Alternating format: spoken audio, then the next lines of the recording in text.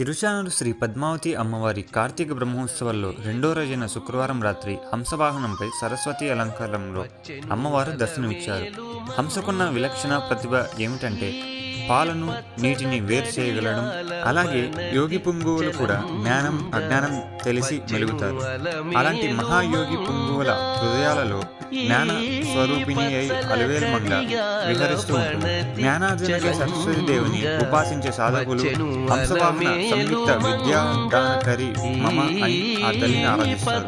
వాహన సేవలో EO Shri J Shyamalarao, చేయివోలు Shri Veerabrahmam, శ్రీమతి గౌతమి, ఆలయ డిప్యూటీ ఈవో శ్రీ గోవిందరాజన్ పాల్గొన్నారు. వచ్చెను అలమేలు మంగా